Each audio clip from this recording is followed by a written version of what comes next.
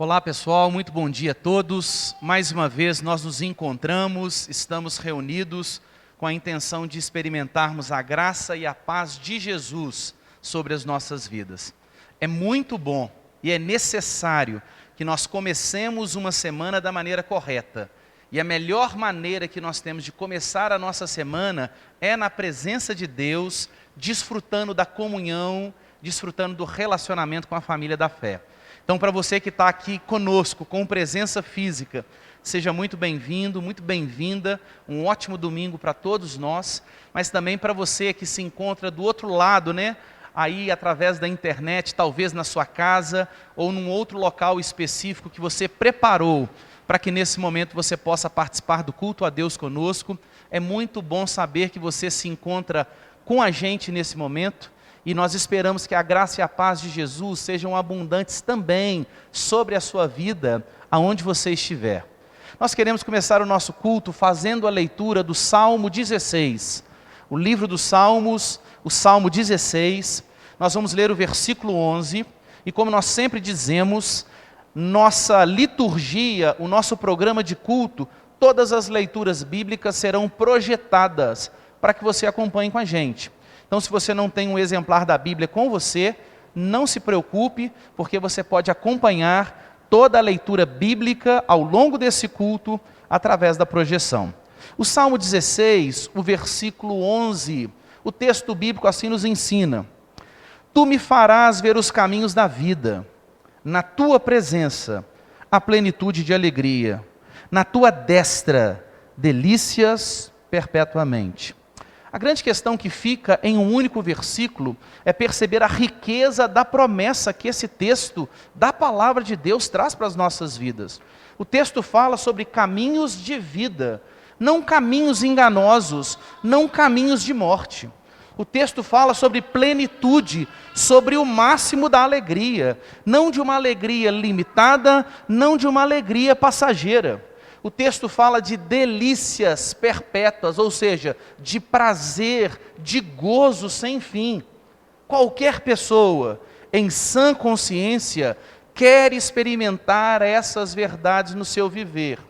Mas só tem uma forma de nós caminharmos no caminho que produz vida, de nós termos alegria sem fim no nosso viver, de nós termos um gozo, um prazer que nada e nem ninguém pode proporcionar nessa vida e para a eternidade. E é na presença de quem que nós experimentamos isso? É na presença do Senhor, é na presença do Deus Pai, do Deus Filho, do Deus Espírito Santo. Nesse momento nós nos reunimos em nome de Jesus, por causa daquilo que Jesus conquistou na cruz. Ele conquistou a nossa reconexão, a nossa restauração na comunhão com Deus, para que nós possamos experimentar vida, para que nós possamos experimentar alegria, para que nós possamos experimentar prazer, criados por Deus, que pertencem ao Senhor e que têm como fim a glória do próprio Deus. Então, por isso, nesse momento nós vamos orar pedindo: Senhor, nos conduza ao longo deste culto em uma adoração verdadeira, não em uma adoração mecânica, não apenas numa presença física ou virtual, mas nos conduza numa adoração em espírito e em verdade. Nós não estamos aqui para assistir um culto, nós estamos aqui para participar da devoção a Deus, entregando a nossa vida, entregando o nosso coração, para que Deus seja servido, para que Deus seja adorado por nós. Então, nesse momento, nós vamos orar dizendo: Senhor, nos conduza por meio do Teu Santo Espírito. Sem a ação do Espírito Santo de Deus sobre nós, o culto é morto. E, Senhor, nos conduza pela Tua palavra, porque sem a palavra de Deus, o nosso culto, por melhor que seja a nossa intenção, ele é equivocado. Então, vamos orar? Amado Senhor, mais uma vez, Deus Santo, nós nos reunimos nesse lugar e através desse ambiente virtual, deste canal disponibilizado para isso, para adorá-lo, Senhor, em espírito e em verdade. Nós estamos aqui, Deus, porque queremos entender o propósito da nossa existência, entender que nós somos criados para algo espetacular, para conhecer o Senhor, para ter deleite, satisfação profunda da nossa vida na Tua presença e para servi-lo, Deus, ao longo dessa vida, para que mais e mais pessoas possam experimentar os caminhos da vida, a plenitude da alegria, as delícias perpétuas que se encontram somente em Ti. Por isso, Senhor, nesse momento nós queremos colocar a condução desse culto debaixo da ação do Teu Santo Espírito. Que o Teu Santo Espírito haja com poder, com graça nas nossas vidas e através das nossas vidas. Que o Teu Santo Espírito nos convença do nosso pecado. Que o Teu Santo Espírito nos convença da justiça perfeita de Deus. Que o Teu Santo Espírito nos convença do juízo que está por vir. Um juízo de condenação para aqueles que rejeitam o amor de Jesus. Mas um juízo de absolvição. Um juízo de reconciliação para aqueles que se rendem ao amor de Jesus. Que o Teu Santo Espírito haja, portanto, com poder sobre as nossas vidas, nos ajudando, nos iluminando, nos conduzindo, portanto, na instrução da Tua palavra. E assim, que o Senhor se alegre, que o Senhor seja adorado neste culto, e como reflexo dessa adoração, que a nossa vida seja transformada, que ela seja ressignificada mais e mais, pela perfeição, pela suficiência, pela mensagem incomparável do Evangelho do Senhor. Essa é a nossa oração, clamando ao Senhor perdão sobre os nossos pecados, pedindo ao Senhor, Deus, que nos faça abandonar os nossos pecados aos pés da cruz de Jesus, aonde nós encontramos perdão e transformação da nossa vida, deixando cada vez mais o caminho do pecado e avançando cada vez mais nos caminhos de vida, no caminho da santidade do Senhor. Essa é a nossa oração, no nome de Jesus. Amém. Bom, para você que está aqui conosco, e se isso não constranger você, eu quero te convidar a ficar de pé, para que juntos nós possamos adorar a Deus através de algumas canções. Mas talvez você que se encontra em casa, se você quiser, também você pode ficar de pé, se unindo a nós, para que juntos possamos adorar a Jesus através dessas canções. Vamos juntos? Graça e paz, irmãos. É motivo de muita alegria a gente estar aqui hoje, em comunhão, diante do nosso Senhor, entre irmãos, para adorar o nosso Deus. E mais do que alegria, é um privilégio a gente estar aqui, como o pastor disse. Então vamos nos alegrar hoje, nessa manhã, na presença de Deus, entregar a Ele o nosso melhor louvor, a nossa adoração sincera, porque Ele é digno disso, amém?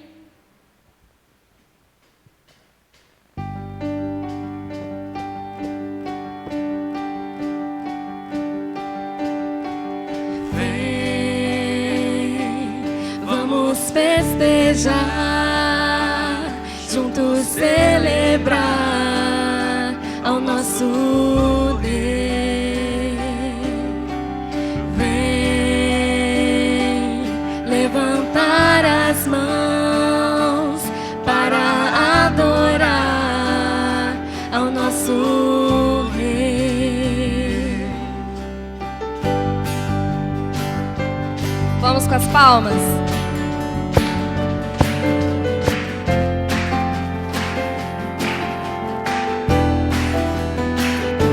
Senhor Jesus, viemos te encontrar, pra juntos te adorar com devoção. Tu mereces o louvor que ouve-se hoje aqui. Tu és o único. Vamos festejar, juntos celebrar ao nosso Rei.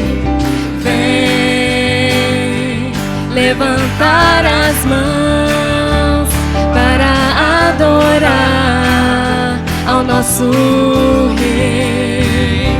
Senhor Jesus, viemos ofertar a gratidão que flui de nossas almas.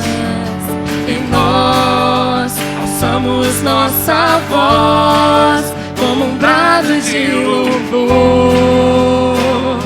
Explode em nossos corações.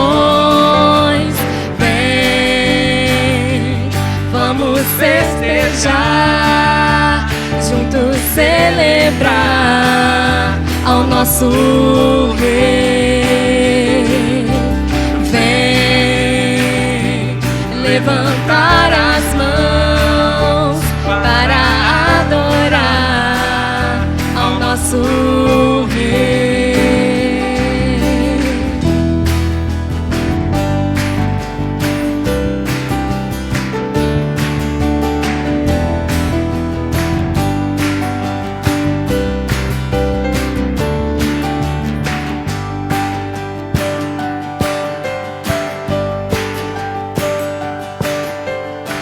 Todo ser na terra e no céu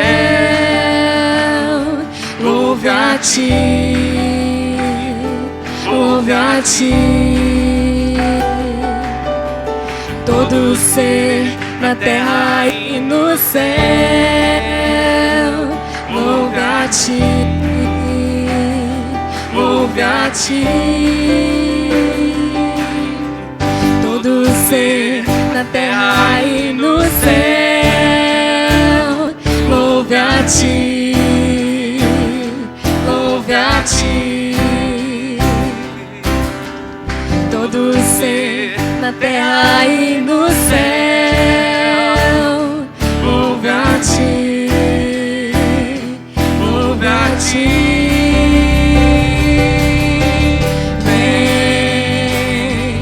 Vamos festejar, juntos celebrar ao nosso Rei. Vem levantar as mãos para adorar ao nosso Rei. Aleluia, Senhor. Glórias sejam dadas ao Teu nome, Pai. Que nós possamos cantar do Teu amor para sempre, Jesus. Cantar, Senhor, do Teu amor, da Tua bondade, das Tuas misericórdias, Senhor.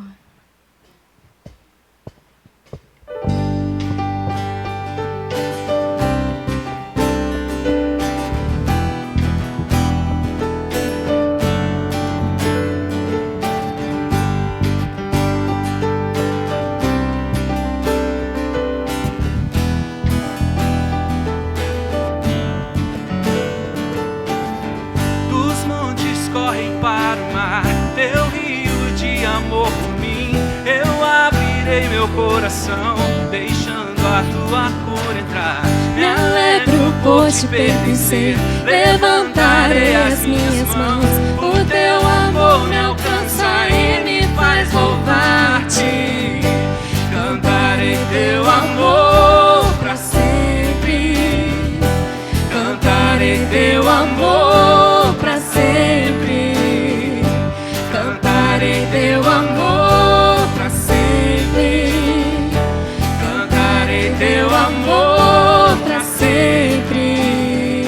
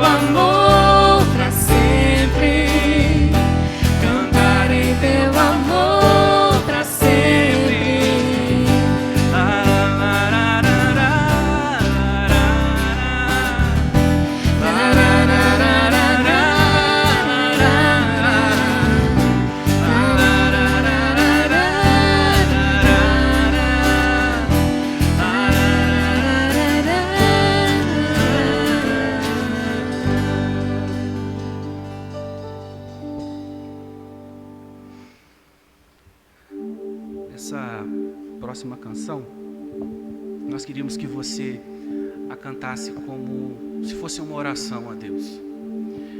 Nós estamos aqui para louvar a Deus, mas também nós precisamos reconhecer todo o poder que Ele tem para ser o nosso abrigo, a nossa fortaleza nos momentos mais difíceis, onde ninguém pode nos ajudar. Então faça dessa canção a sua oração. Vamos cantar ao Senhor. Em Tua presença sou fortalecido, em Tua presença, Senhor meu Deus, em Tua presença é onde quero estar, buscando Tua face, tocando Tua graça, abrigado na rocha, em Tua presença, ó Deus. Eu quero ir. Eu quero ir onde as águas não me afoguem e firmar meus pés na rocha. Quero me esconder onde o fogo ardente não me queime, em Tua presença, ó Deus, em Tua presença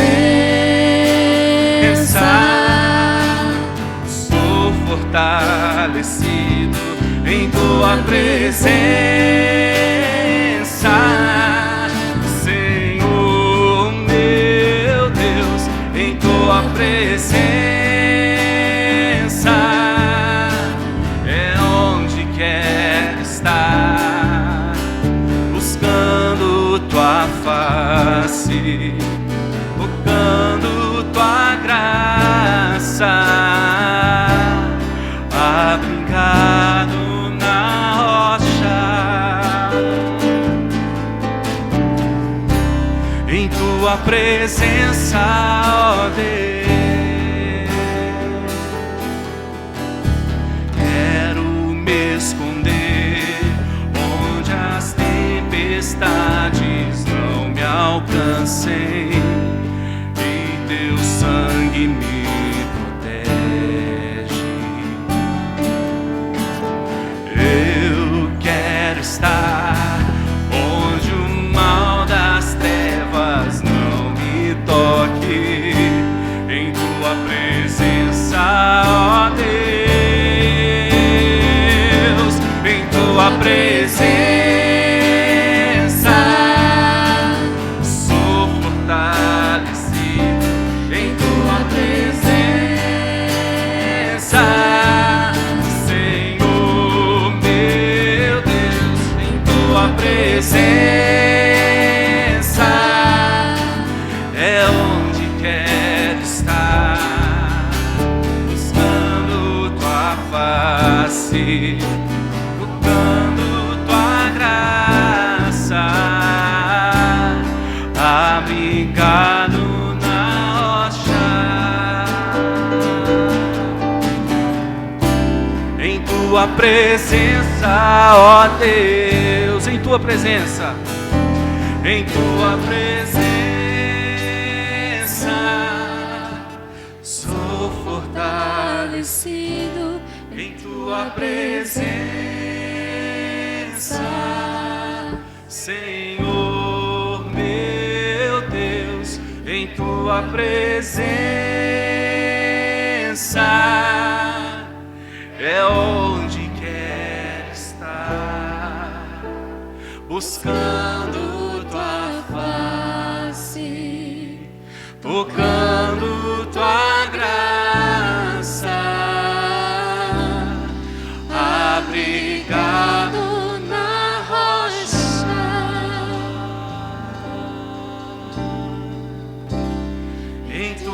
presença, ó Deus.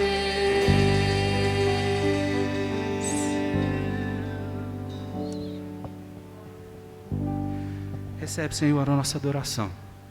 Nós sabemos que temos tudo em Ti.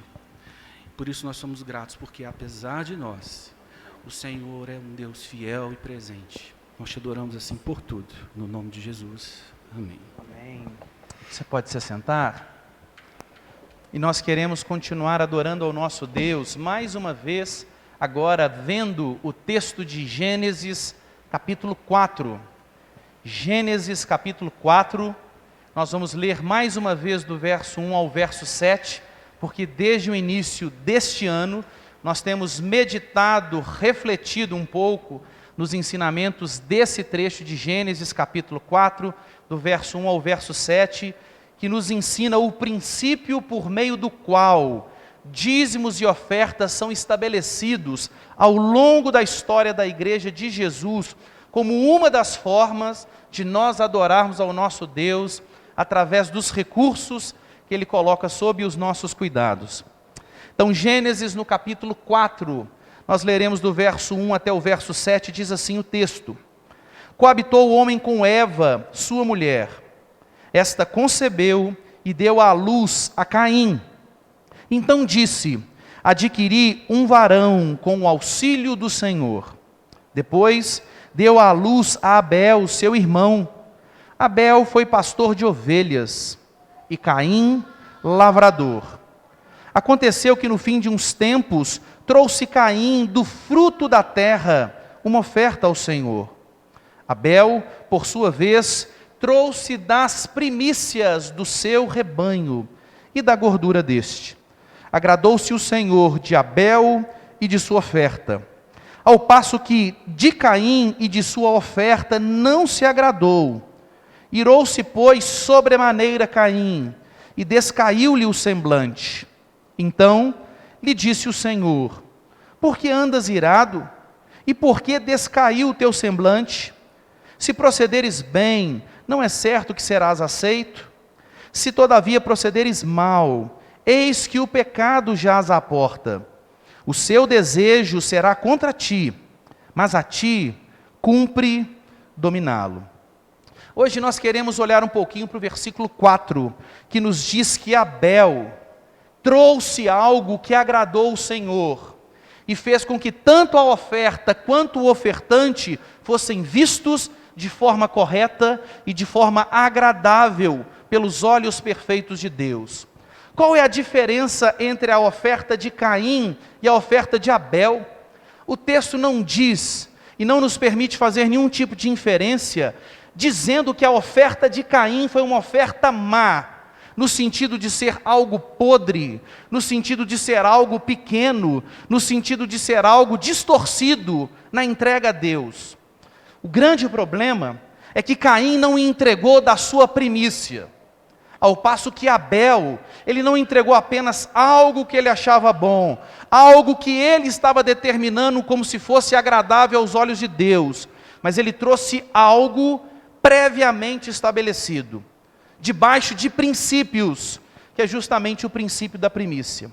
A primícia, ela é a combinação de dois fatores: a primícia da terra, a primícia do trabalho, ou seja, a ideia de primícia no mundo antigo estava associada à combinação de dois elementos. O primeiro elemento, a primícia é a primeira parte de algo. Eu separo primeiramente para Deus, porque eu entendo que Deus é de fato o primeiro, é a prioridade na minha vida.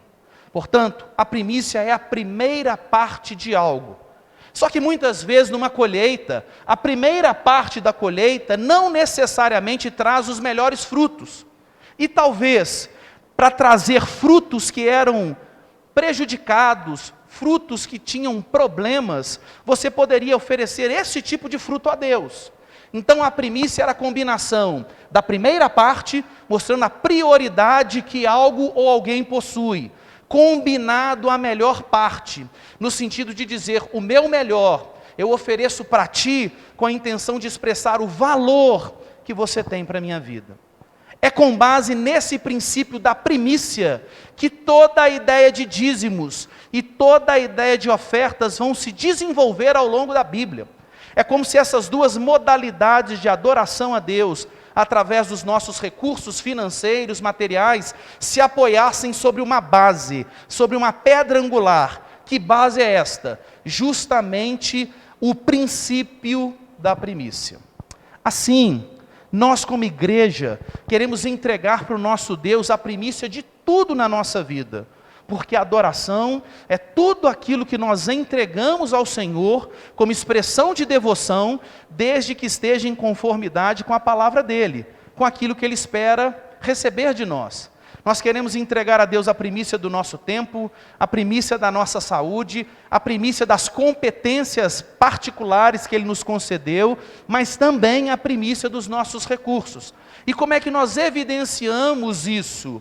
Entregando o nosso dízimo e entregando a nossa oferta, estruturados na ideia da primícia. A primeira parte do meu orçamento, eu separo para Deus. A melhor parte do meu orçamento, eu separo para Deus. E assim como no mundo antigo, tinha-se claramente a confiança, a convicção de que a primícia proporcionaria o cuidado e o desenvolvimento de todo o restante do aspecto da colheita, nós entregamos a nossa primícia a Deus, crendo que Ele vai continuar em Cristo Jesus, suprindo cada uma das nossas necessidades, porque assim Ele prometeu, em Filipenses, no capítulo 4, no finalzinho do capítulo, entre os versos 18 e o verso 20. Assim, se você está preparado para hoje, ou ao longo dessa semana, entregar ao Senhor a sua primícia, você pode assim entregar o seu dízimo, a sua oferta, fazendo a transferência bancária para a conta de nossa igreja, que está sendo projetada para você nesse momento. Se você tem dificuldade de fazer a transferência através dos meios eletrônicos, sempre ao final do nosso momento aqui de adoração a Deus, no corredor de acesso aqui a esse nosso espaço, o gasofilácio, aquela urna, né? Aquela caixa, ela vai ser deixada ali e você pode, se tem dificuldades, entregar ali a sua contribuição e a administração da igreja vai cuidar desses recursos, ok? Para você que nos visita, nós não queremos que esse momento seja um momento de constrangimento ou de desconforto para você. Esse momento ele é um privilégio e uma responsabilidade daqueles que são membros dessa igreja local. Mas nós queremos que você, como visitante, participe no sentido de aprender que a adoração envolve tudo na nossa vida, e isso inclusive os recursos que Deus nos traz. Aprendendo sobre isso, para que no momento oportuno, Deus possa conceder a você também esse privilégio de participar conosco. Então vamos orar e agradecer a Deus pela provisão dEle na nossa vida. Senhor, nós queremos Te agradecer, porque as nossas necessidades são todas supridas por Ti. E nesse momento, Senhor, nós queremos que o Teu Santo Espírito ilumine a nossa mente para nos ensinar ou refresque a nossa memória, Deus, no sentido de aprofundar mais e mais no nosso coração o entendimento bíblico e a prática correspondente da entrega da nossa primícia ao Senhor. Em tudo na nossa vida, nós queremos que o melhor e que o primeiro seja destinado para Ti. E isso, Senhor, precisa envolver também os nossos recursos financeiros.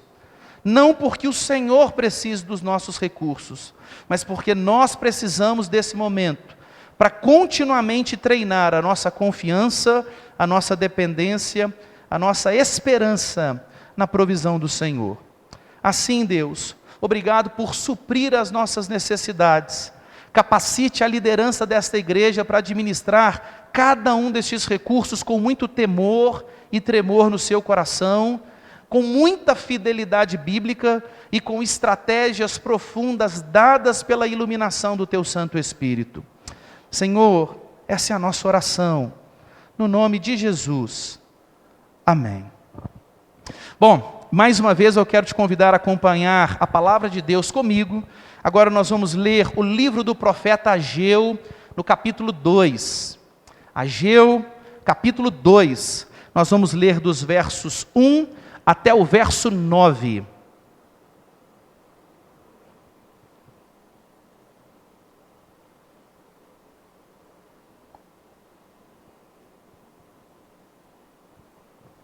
Ageu, capítulo 2, do verso 1 ao verso 9.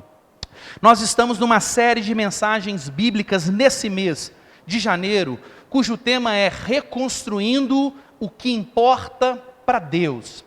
E existe uma dinâmica fantástica trazida pelo profeta Ageu, que mostra que o texto bíblico não é um texto datado, ou seja, restrito só ao momento histórico no qual ele foi produzido, mas mostra que a palavra de Deus é um livro vivo e contemporâneo, que traz aplicações e ensinamentos para nós, no tempo presente, distando praticamente 2.600 a 2.700 anos dessa profecia.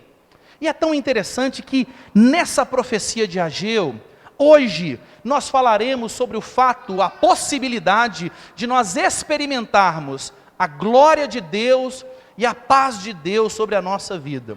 Mas é interessante perceber a dinâmica na construção da palavra profética através do servo Ageu. Na primeira mensagem, nos primeiros 11 versículos de Ageu, nós falamos sobre a necessidade de nós compreendermos o que realmente importa. E para compreendermos o que realmente importa, a palavra de Ageu foi dura, dizendo: para vocês, Deus é importante, mas Deus não é a prioridade. Deus não é o ser, a realidade mais importante da vida de vocês. E isso está sendo exemplificado pela realidade que vocês trazem madeira para construir as suas casas com um acabamento refinadíssimo, mas vocês não trazem madeira para reconstruir a casa de Deus. Ou seja, para nós experimentarmos a glória e a paz de Deus, o primeiro caminho trazido pelo profeta é: o povo de Deus precisa compreender o que realmente importa para o seu Deus num processo de reconstrução. Depois, nós vimos a realidade que, além de compreender a mensagem, nós temos não só que ouvir a mensagem de Deus, mas nós temos que atender, abrir não apenas os nossos ouvidos, mas abrir o nosso coração para obedecer a mensagem de Deus.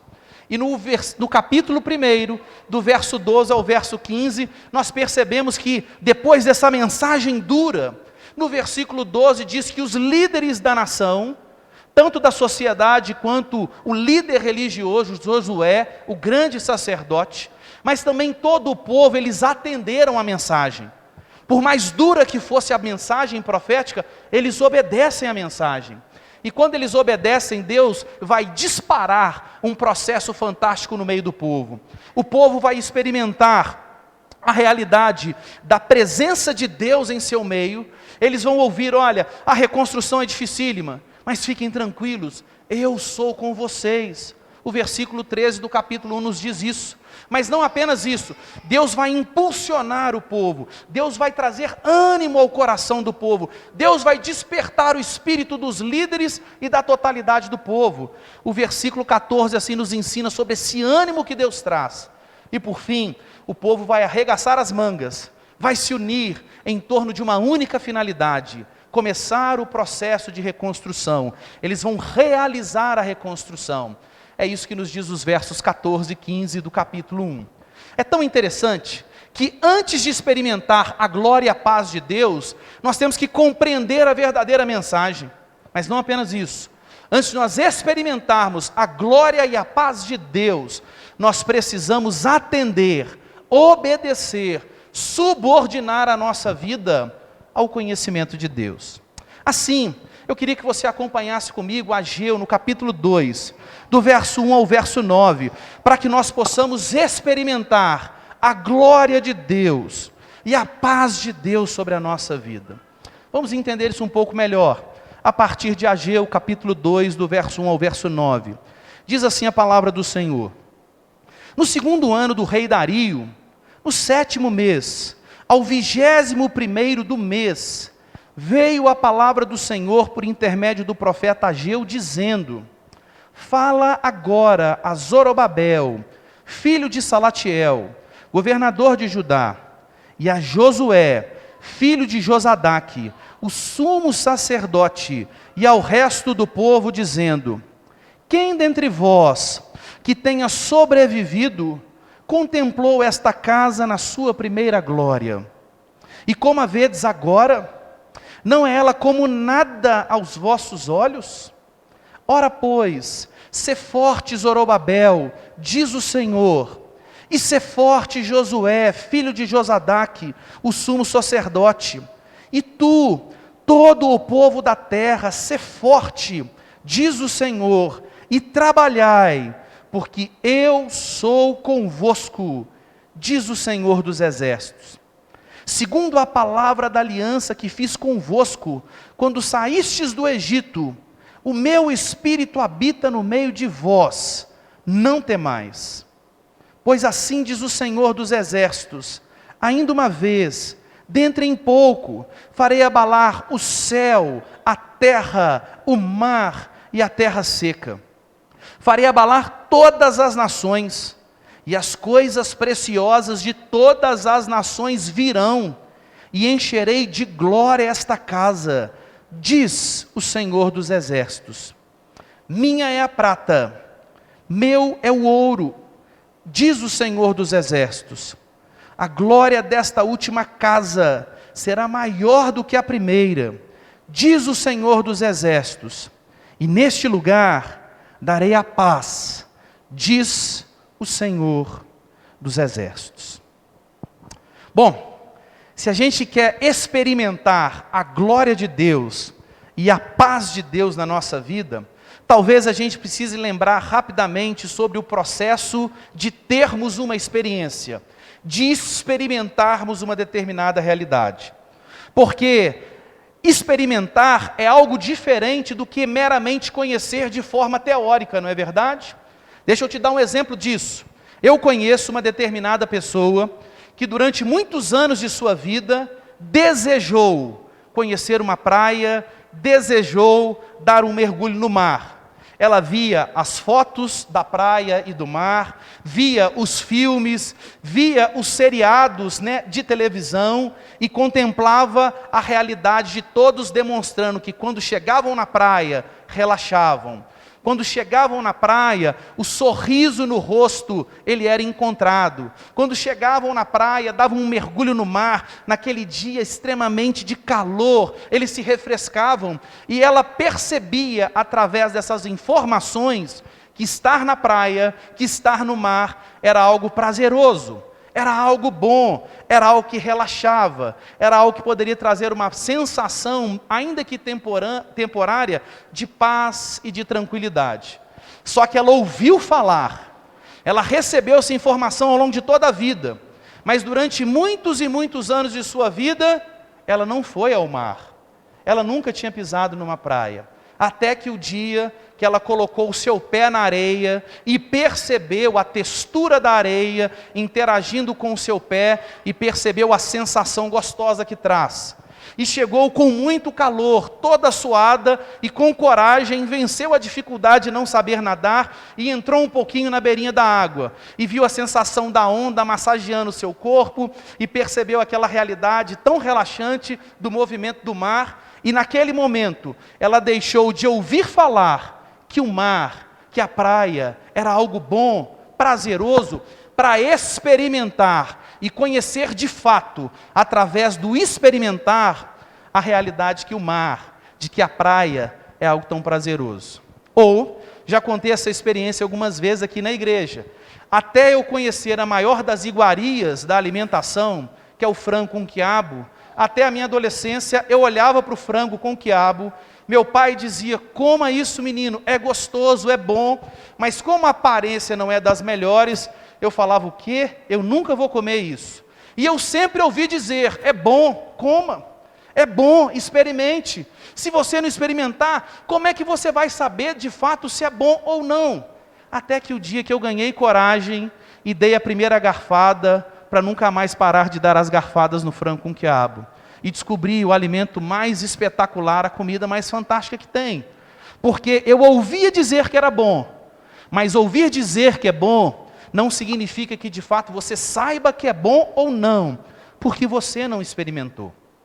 Existe uma dinâmica muito interessante entre ouvir alguém dizer que algo é prazeroso, que algo abençoa, que algo é necessário para a nossa vida, porque quando você ouve alguém dizer aquela realidade que de fato é boa em si, ela não pertence ainda à sua vida, ela não faz parte do seu viver. Mas a partir do momento em que você experimenta algo que é bom, algo que é criado por Deus, algo que tem o propósito da parte de Deus, de abençoar a vida das pessoas, aquilo se torna parte da sua vida. E aí o processo de conhecimento chega na sua plenitude. Você conhece de forma não apenas só teórica, ouvindo dizer que é bom, mas você experimenta, aquilo integra o seu viver.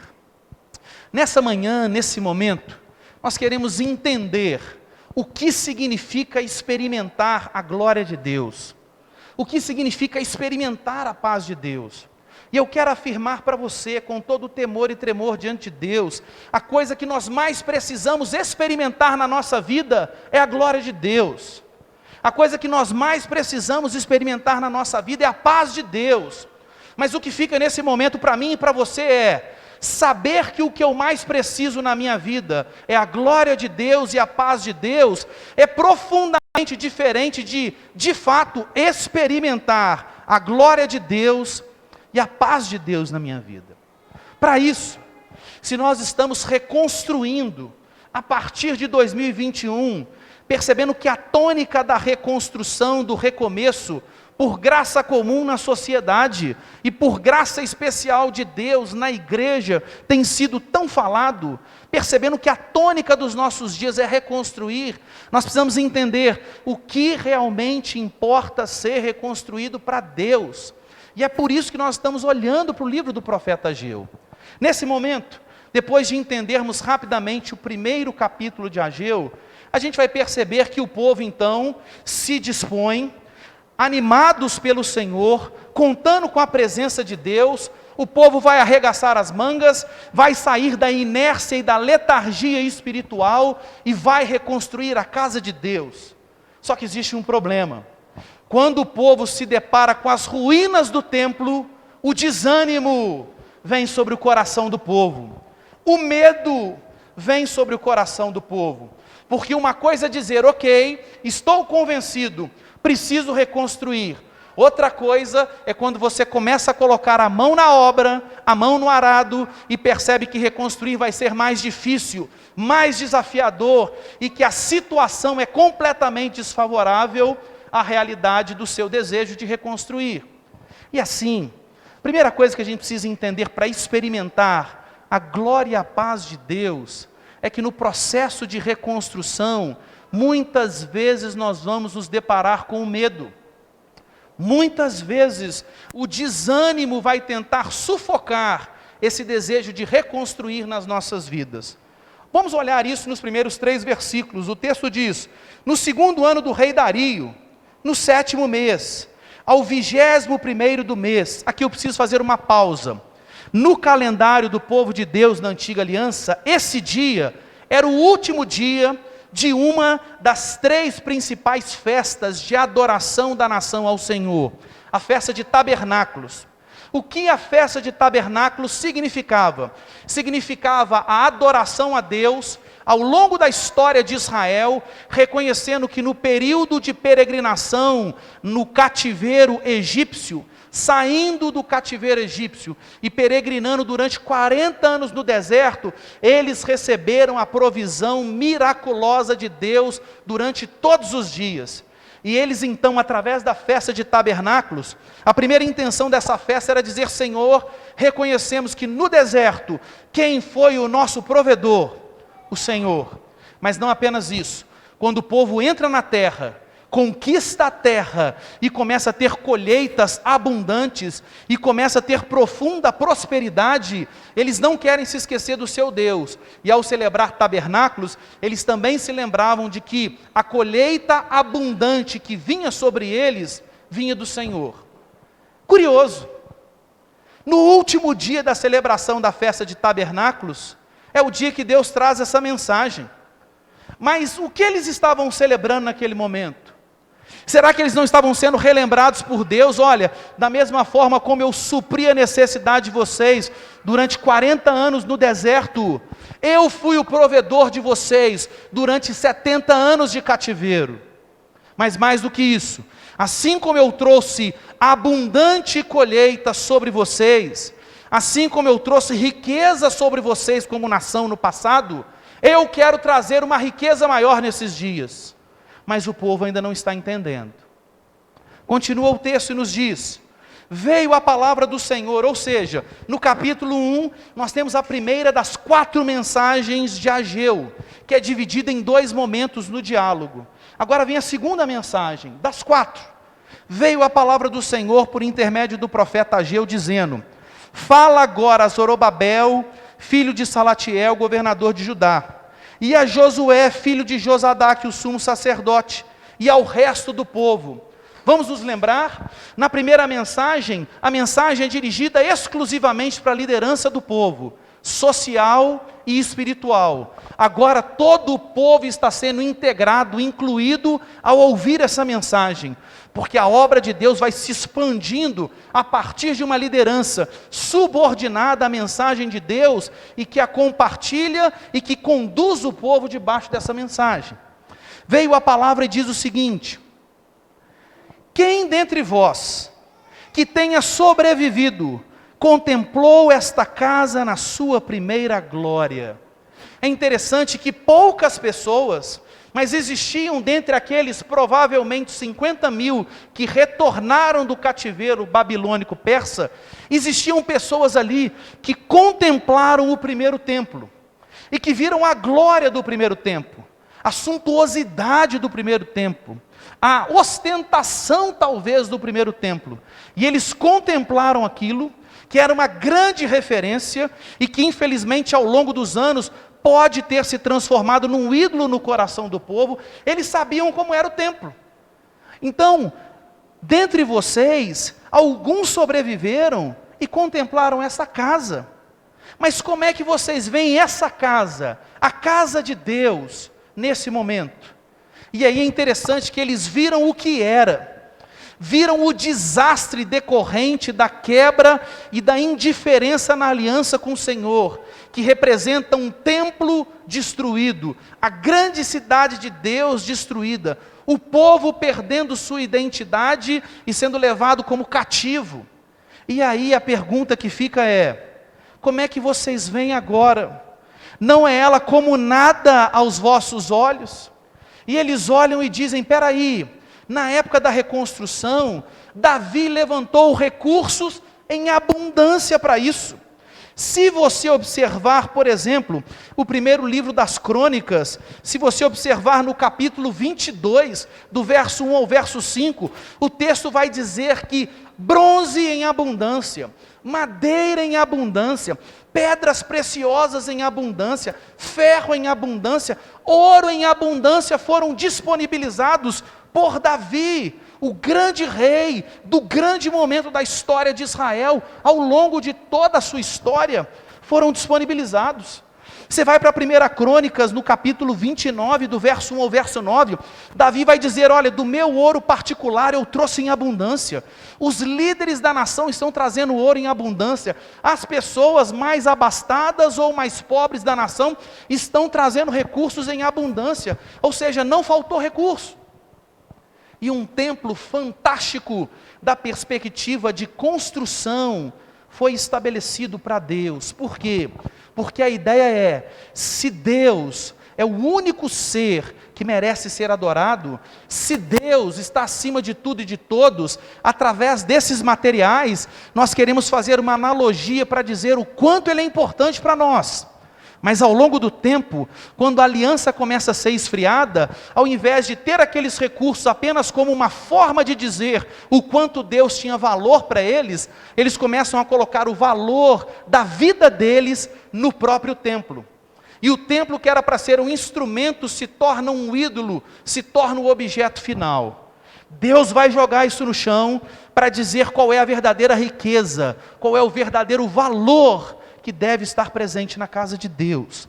E aí, eles olham a reconstrução e estão profundamente desanimados. Não é assim?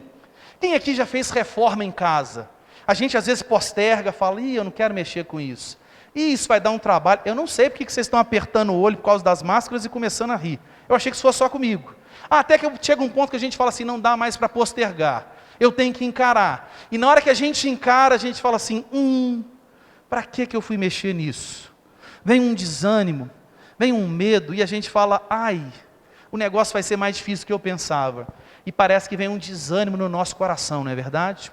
Mas quem já passou por uma reforma sabe que se a gente persevera e continua caminhando a despeito da circunstância, quando a reforma termina, regra geral a gente diz, ainda bem que eu encarei, valeu a pena, o resultado final foi satisfatório e às vezes até vai além das nossas expectativas. Não é assim? Então essa é a realidade na reconstrução. Desânimo vai surgir, medo vai surgir nesse processo que Deus nos chama de reconstrução da sua casa, de reconstruir na nossa vida e a partir da nossa vida o que realmente importa para Deus. Sabedor disso, por ser o Deus onisciente, Deus vem e nos versos 4 e 5 mostra para o povo que Ele é o Deus que traria o vigor necessário, o vigor incomparável para que a reconstrução da casa dele pudesse acontecer.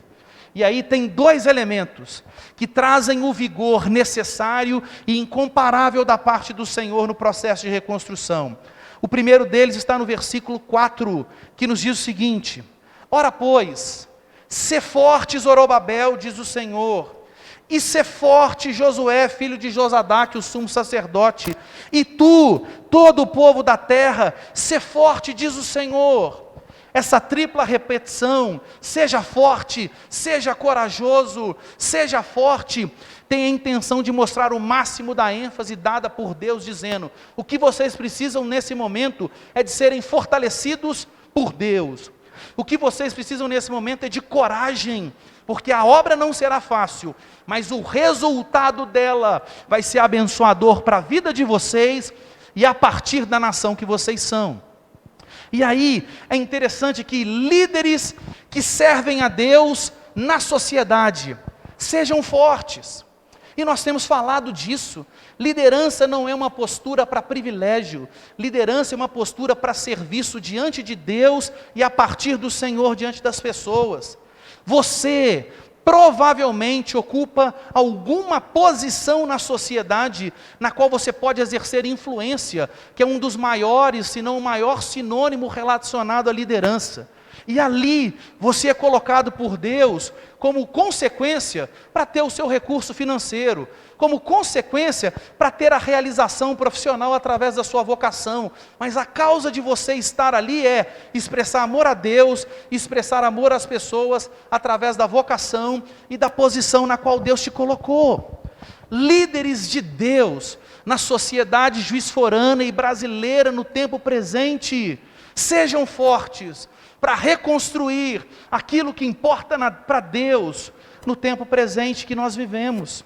O texto diz para Josué, liderança espiritual da igreja de Deus, da mesma forma, sejam fortes, vai ser dificílimo reconstruir a casa de Deus, tirar aquilo que é mera religiosidade mecânica, para estabelecer na igreja de Deus apenas aquilo que importa, segundo o evangelho de Jesus. Mas tenham força, sejam fortes, tenham coragem. E diz para todo o povo, tanto aqueles que lideram, quanto aqueles que executam o direcionamento de uma liderança que agrada a Deus. Vai ser difícil demais reconstruir, vai exigir suor, renúncias, foco, empenho, mas sejam fortes, tenham coragem. Por quê? O texto traz um imperativo, e trabalhai. Ou seja, ao invés de ficarem pensando, vai ser difícil, ao invés de perderem o foco na circunstância adversa e ficarem lamentando a partir da circunstância adversa, parem de lamentar, deixem o desânimo, não sejam alimentados pelo medo decorrente da dificuldade da reconstrução.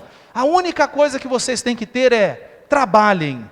Por quê? Sejam corajosos e trabalhem. Essa é a responsabilidade humana, porque a responsabilidade humana é sempre conjugada e subordinada à soberania de Deus.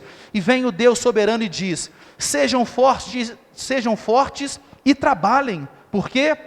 porque eu sou com vocês.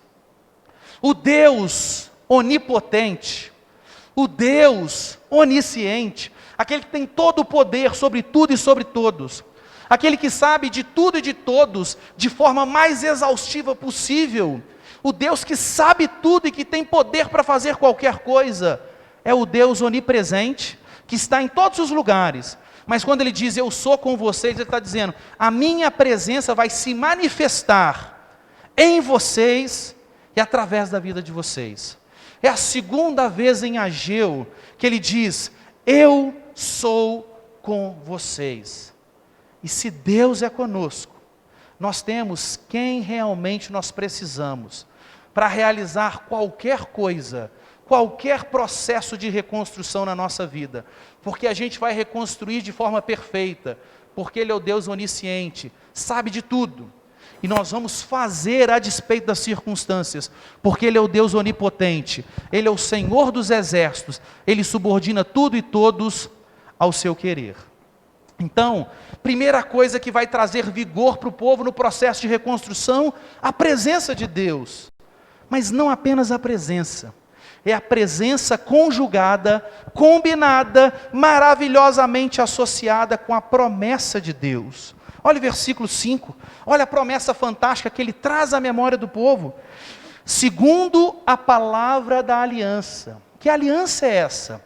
É a aliança de vida, é a aliança de bênçãos, é a aliança de paz, é a aliança de amor que Deus estabelece com a sua criação a partir do processo criacional. Ou seja, o mundo, ele caminha, o universo existe, as regiões celestiais existem e funcionam com base na aliança. A aliança é a base sobre a qual Deus estabelece a relação com o seu povo e com a sua criação. É a partir da aliança que tudo se estabelece. Então Deus fala, olha, é a partir da palavra mais importante já declarada, ministrada na existência de todas as coisas. É a partir da aliança que eu digo com vocês. Segundo a palavra da aliança que fiz com vocês. E ele lembra um momento muito similar na história do povo. Quando vocês saíram do Egito. Vocês se recordam quando vocês saíram do Egito? Eu prometi, eu vou guiar vocês, e Deus guiou. Deus prometeu, eu vou amadurecer vocês, e através de um processo duro, por causa do coração muitas vezes rebelde do povo, Deus corrigiu e amadureceu. Deus disse, eu vou iluminar o caminho de vocês, e Deus iluminou. Eu vou trazer vestes para vocês que não vão se esgotar, Deus trouxe. Eu vou trazer alimento, Deus trouxe. Deus abriu o mar para o povo passar. Deus fez o povo entrar na terra. O povo que estava na terra, ou melhor, os povos eram muito mais fortes, muito mais bem aparelhados militarmente do que Israel. Deus concedeu vitória. Deus está trazendo a memória dizendo, eu sou o mesmo ontem, eu sou o mesmo hoje, e eu vou ser o mesmo eternamente. Os meus fatos extraordinários no passado, eles continuam a acontecer na história presente e vai acontecer até a volta de Jesus, desde que o povo compreenda a mensagem muitas vezes dura de Deus e atenda essa mensagem e se disponibilize a trabalhar para o Senhor. Eu sou convosco, e o texto diz, o meu Espírito habita no meio de vocês. Ou seja, o Espírito de Deus, todas as coisas foram criadas por meio também do Espírito de Deus. O Espírito Santo de Deus é quem ilumina e quem dá discernimento acerca de todas as coisas. Ou seja, o Espírito de Deus é quem consola no momento da dificuldade, no momento do desespero, no momento da desesperança, no momento da dor. Ou seja, o Consolador, o Sustentador, o Espírito de Deus vai conosco. E se nós temos presença de Deus e promessa de Deus baseada na sua perfeita aliança, por isso a gente vai entender, diante disso, não temam. Deus traz vigor na reconstrução, que afasta o desânimo e o medo, e esse vigor é proveniente da presença de Deus no nosso meio, e é proveniente da promessa de Deus, que diz, assim como eu fui no passado, vocês são o mesmo povo, o meu povo, o povo da minha aliança no presente momento da história. Eu vou continuar agindo em vocês, através de vocês e apesar de vocês. quando a gente entende esse vigor, a presença de Deus e a promessa de Deus produzem um resultado espetacular na nossa vida. Produzem um resultado de reconstrução. Que resultado é esse? A gente vai experimentar a glória e a paz de Deus. Para isso, a gente precisa olhar o versículo 6 até o versículo 9, entendendo a fotografia que é tirada aqui. Fotografia, e eu explico. Existe um recurso que muitos profetas usam quando são inspirados por Deus no processo de revelação. É aquilo que nós chamamos de prolepse. O que é isso? Não é palavrão. A perspectiva proléptica é porque um profeta, ele recebe muitas vezes a visão do futuro, de todo o futuro, como uma única imagem. Então ele conta todas as coisas acerca do futuro, como se fosse um único evento. Deixa eu explicar isso um pouco melhor. Já viu quando a gente está saindo aqui de Juiz de Fora, indo a caminho do Rio de Janeiro? Se você tirar uma foto da cadeia de montanhas, dos nossos mares, não é porque a gente tem mar em Minas, não é verdade? São os mares de morro, não é verdade? E por isso vocês sabem que eu insisto em tentar fazer a piada e nunca cola. Mas os mares de morro, é como se você tirasse uma fotografia de várias montanhas, mas na foto parece que é uma montanha só. Parece que é uma única cadeia, uma única estrutura montanhosa. Mas enquanto você vai percorrendo os quilômetros de Juiz de Fora até o Rio, você percebe que não é uma montanha só. São muitas montanhas que têm distância umas das outras, muitas vezes até de muitos metros, mas que quando a gente vê uma imagem à distância, numa foto, parece uma cadeia só de montanhas. Isso é a prolepse. É quando você fala de todos os resultados do futuro, como se fosse uma única foto. Como se fosse uma única imagem. E aqui, Ageu vai ter essa perspectiva da prolepse, porque ele vai ver todo o futuro a partir daquilo que a reconstrução da casa de Deus vai proporcionar. Eu explico isso. Quando a gente olha para o verso 6 e 7, olha o que o texto diz. Pois assim diz o Senhor dos Exércitos, ainda uma vez, dentro em pouco, farei abalar o céu, a terra, o mar e a terra seca. Ou seja, toda a estrutura física da criação vai ser abalada a partir de um evento. Mas não apenas isso. Versículo 7.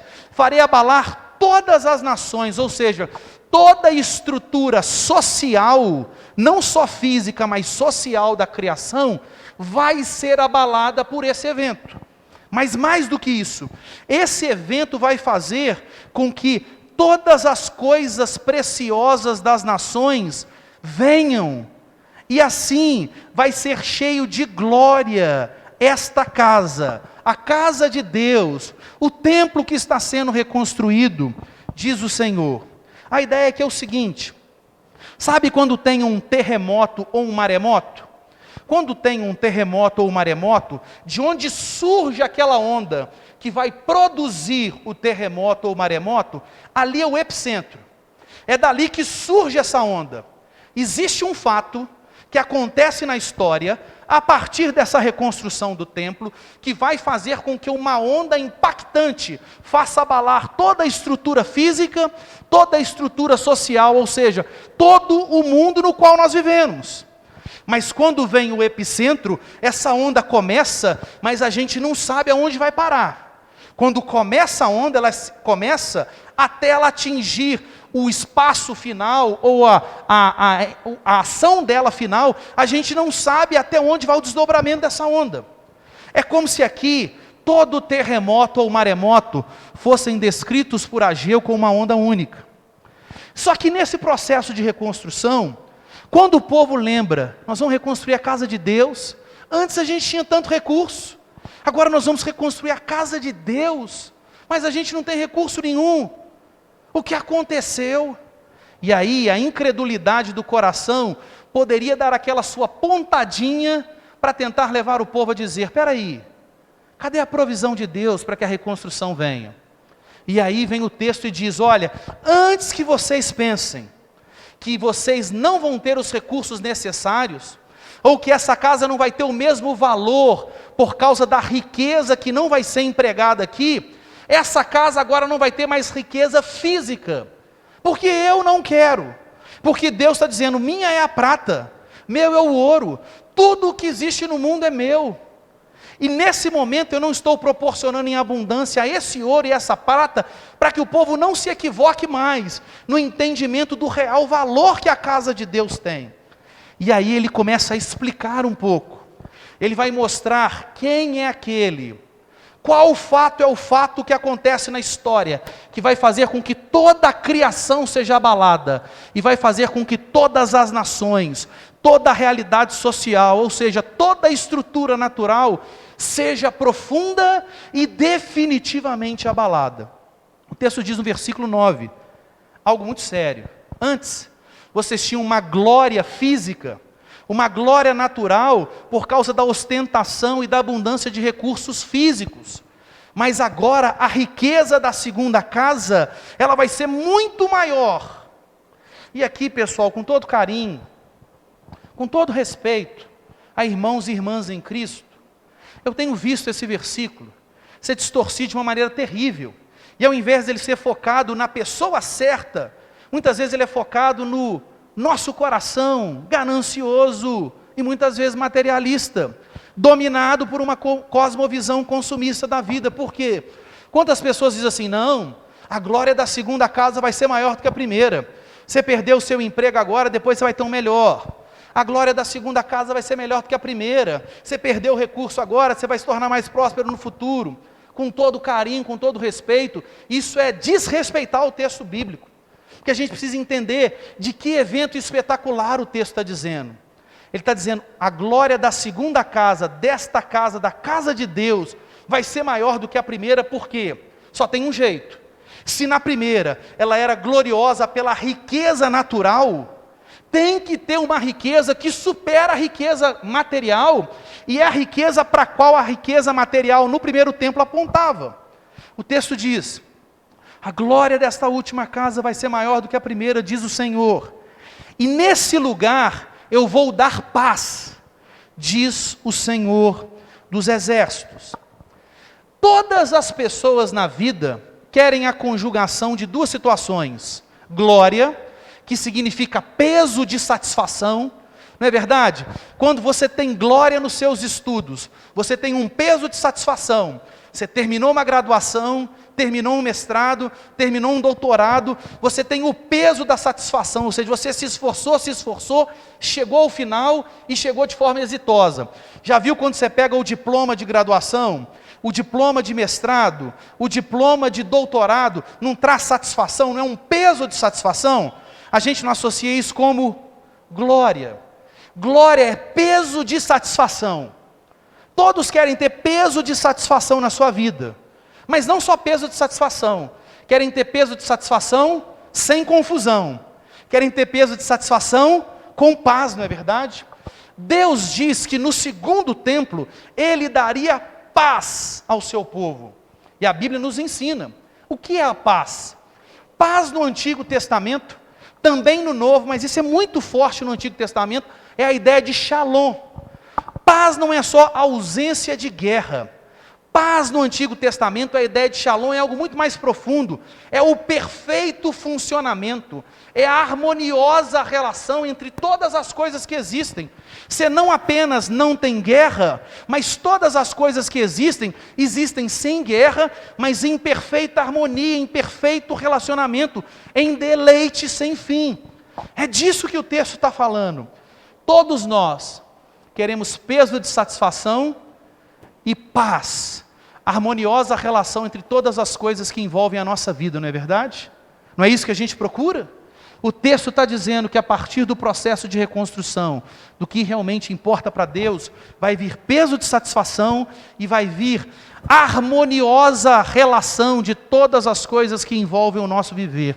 Vai ter de fato ausência de guerra a despeito das circunstâncias. O Senhor Jesus nos disse, em João no capítulo 14, versículo 27, que Ele nos deixaria a sua paz. A paz dEle, não a do mundo, Ele nos daria. E Ele disse, Não preocupe, não se turbe o vosso coração.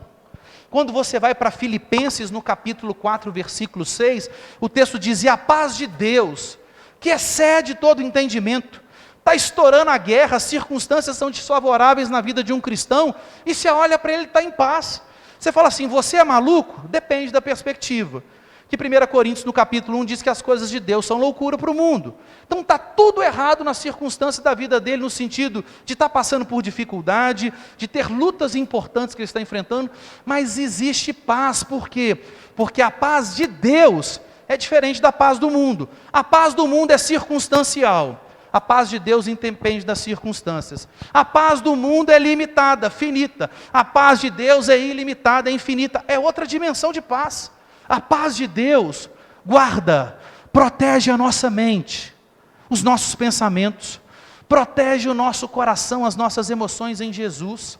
E por quê?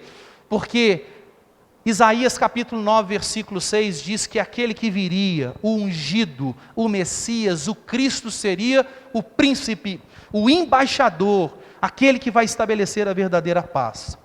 Quando o segundo templo é reconstruído, é dessa paz que se está dizendo. E aí, é tão interessante, que na reconstrução do templo, a gente precisa fazer um processo aqui, de abordagem bíblica de uma forma muito rápida. O texto está dizendo da reconstrução do quê? Do templo. O templo é chamado no capítulo 1 de a casa de Deus. A gente precisa entender a dimensão da casa de Deus, na história da salvação de Deus no mundo. E a primeira vez que a palavra casa de Deus aparece na Bíblia, aparece em Betel. Aparece em Gênesis no capítulo 28, do verso 18 ao verso 22, quando Jacó pega uma pedra e coloca como travesseiro. Aquela pedra que deveria incomodá-lo vai trazer sossego e possibilidade de descanso. E aquela pedra, ele vai levantá-la como memorial, e ali a casa de Deus vai ser construída. Passam-se alguns anos, a gente vai observar que depois de uma pedra, o povo começou a adorar a Deus, e a casa de Deus era algo dinâmico no sentido de se movimentar, e só vinha a presença de Deus, e habitava de forma poderosa no meio do povo, quando a tenda, o tabernáculo era armado. Terminava o tabernáculo, desmontava-se a tenda, o povo caminhava debaixo da bênção de Deus, mas é como se a presença de Deus não fosse constante e poderosa no meio do povo. Eram episódios separados. Você pode ver, por exemplo, quando a gente fala de tabernáculos, falamos aqui da festa de tabernáculos, em Deuteronômio 16, do verso 13 ao verso 17. Só que Deus quer habitar no meio do seu povo de forma poderosa, mas permanente. Poderosa, mas contínua. Não mais em tabernáculos, mas numa casa, numa edificação específica. E aí a gente vai ver, por exemplo, que essa edificação acontece. 2 Crônicas capítulo 5, 2 Crônicas no capítulo 7, o templo é construído. E quando o templo é construído, a adoração a Deus acontece.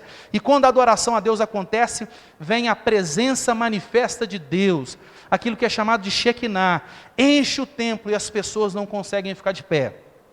Só que o povo da aliança se perde na aliança.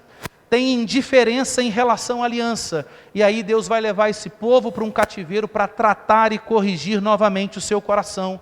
E no retorno para a terra, esse coração tratado, esse povo corrigido, Deus diz: vocês vão reconstruir o templo. Porque eu quero habitar no meio de vocês de forma contínua e de forma poderosa. Mas agora vocês não vão se equivocar mais no aspecto da analogia que a riqueza física tinha. Vocês vão entender que agora vem uma riqueza maior. A glória da segunda casa vai ser maior do que a primeira. Por quê? E aí é tão interessante que quando chega o Senhor Jesus, em João no capítulo 2, no verso 19, ele vai dizer: olha, vocês ainda continuam equivocados olhando para o templo?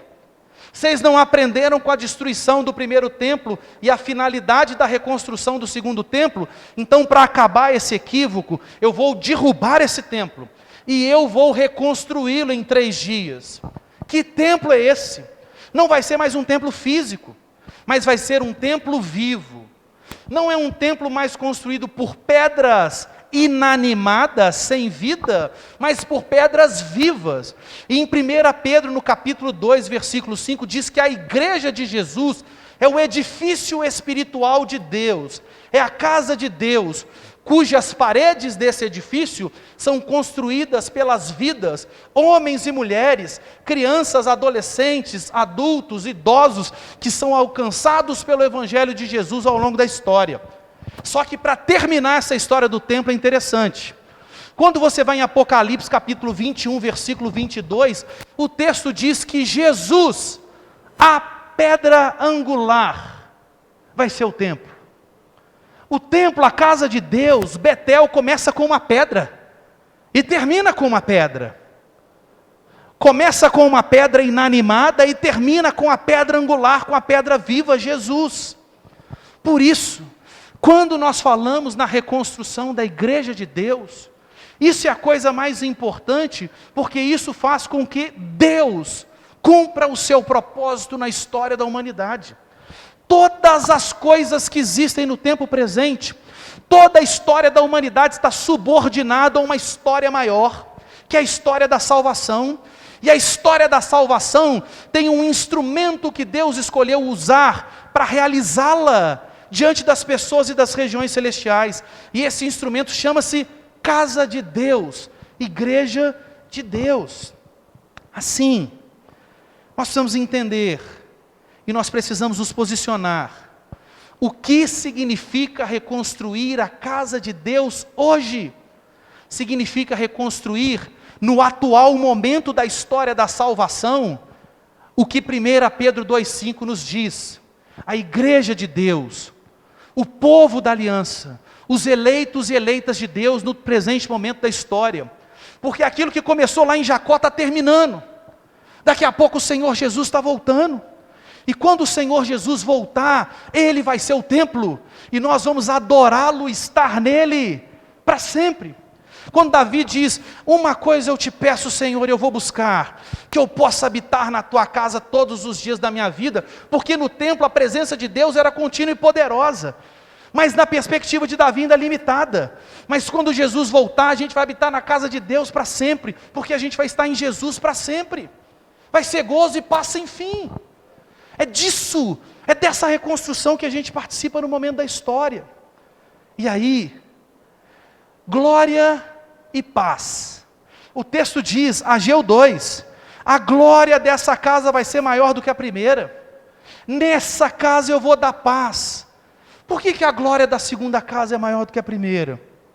Romanos no capítulo 3, versículo 23 diz, todos pecaram e carecem da glória de Deus. Romanos 6, a primeira parte do versículo 23, nos diz, o salário do pecado é morte. Por que todos precisam da glória de Deus? Porque a glória de Deus é o antídoto, é o remédio, é a vacina poderosa e eficaz contra o salário do pecado, que é a morte. E aí é tão interessante, toda a humanidade tem uma necessidade. E Deus quer sanar essa necessidade através da ação dele, por meio da sua igreja na história. Olha que interessante, o texto diz, a glória da segunda casa vai ser maior do que a primeira. Sabe por quê? Porque quando chega João, capítulo 1, versículo 14, o texto diz, e o verbo se fez carne, e habitou entre nós. A palavra habitou no grego é o verbo tabernaculou. Ou seja, Deus não veio com uma presença que habitava e saía. Deus se encarna, Deus entra na história. E nesse segundo templo, sem valor e riqueza humana, o próprio Deus vai habitar ali, na pessoa do Deus Filho Jesus Cristo. Eles vão ver a Deus, eles vão tocar a Deus, eles vão ouvir a palavra de Deus, diretamente do próprio Deus, o Deus Filho Jesus. E é tão interessante, que se todos pecaram e carecem da glória de Deus, João 1,14 diz, e o verbo se fez carne e habitou entre nós, cheio de graça e de verdade, e vimos, e contemplamos, e pudemos experimentar a sua glória, glória como o unigênito do Pai, glória como a glória do Deus Filho, de acordo com João capítulo 5, versículo 20, uma vez que Jesus é Deus, o Deus Filho. Ou seja, se o salário do pecado é a morte, o dom gratuito de Deus é experimentado através da vida eterna que Jesus, a glória de Deus, o Deus da glória, veio realizar. Assim, eu e você precisamos pensar. Eu quero chamar o Ministério de Música para que venha aqui à frente. Você já experimentou a glória de Deus na sua vida? Jesus é a glória de Deus. A igreja de Jesus é cristocêntrica, Jesus é o centro e a razão de ser da igreja. Ele disse em Mateus capítulo 16, versículo 18, sob essa pedra, sobre esta confissão de Pedro de que Jesus era o Cristo, o Filho do Deus vivo, sobre essa confissão, ele diz, eu vou edificar, ele é o construtor, a minha igreja, ele é o dono, e as portas do inferno não vão prevalecer contra ela, porque o poder de Jesus sustenta a igreja. Tudo na igreja diz respeito a Jesus. Nós estamos aqui por causa de Jesus, nós vivemos por Jesus, nós respiramos por Jesus. Se alguma coisa boa provém da nossa vida, é para a glória de Jesus. Ou seja, dissemos no início, ouvir alguém dizer que a glória é importante é uma coisa, experimentar a glória de Deus na sua vida é algo completamente diferente. Saber que a paz de Deus é suficiente e é superior à suposta paz que o mundo traz, saber disso é uma coisa, e experimentar na sua vida é outra. Que nessa manhã, você que está aqui conosco, você que nos acompanha pela internet, você que vai ter acesso a esse conteúdo num outro momento, que você possa experimentar a glória de Deus, Jesus Cristo, o amor de Jesus, a vida abundante que nós só temos em Jesus, e que você possa experimentar a paz de Deus, que excede a todo entendimento sobre a sua vida, rendendo-se ao amor de Jesus e se tornando um discípulo, uma discípula, um seguidor, uma seguidora de Jesus, um filho do Deus Pai, através do Deus Filho, pela obra poderosa do Espírito Santo nesse momento sobre a sua vida. Quero te convidar a ficar de pé. Depois dessa mensagem de Ageu, a despeito do pregador, a gente não pode fazer outra coisa que não seja adorar, agradecendo ao Senhor por nos permitir participar do processo de reconstrução da casa dele no tempo presente. Vamos adorá-lo?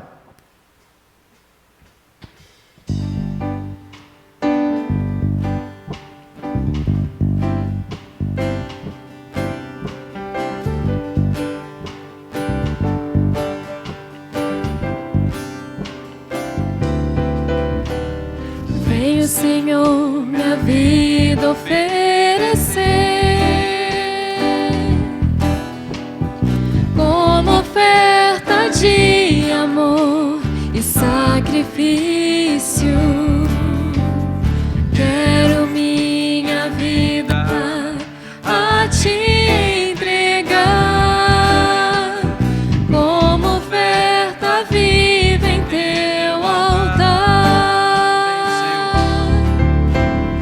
Vem, Senhor, minha vida oferecer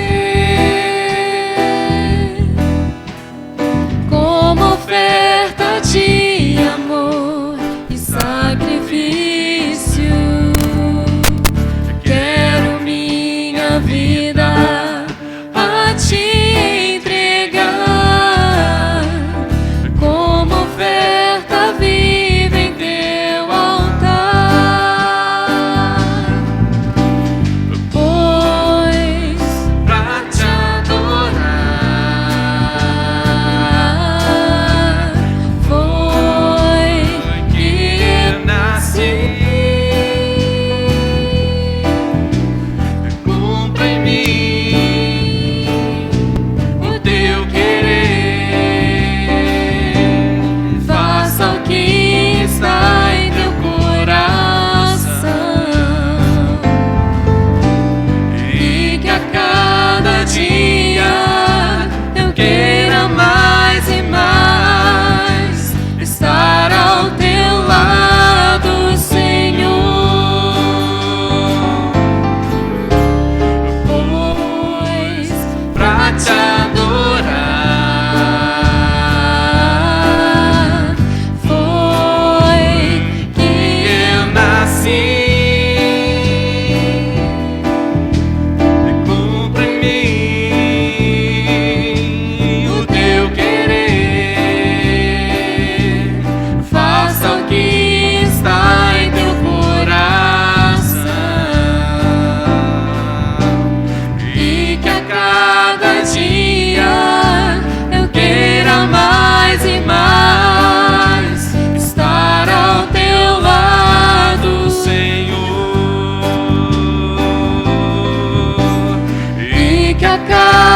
dia eu queira mais e mais estar ao teu lado, estar ao teu lado, estar ao teu lado,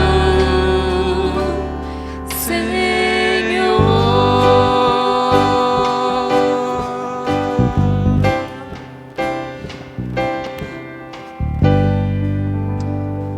Senhor, nos ajude para que de fato entendamos o que realmente importa ser reconstruído na nossa vida e ser reconstruído a partir da vocação que o Senhor concedeu à tua igreja, da qual pela graça nós fazemos parte.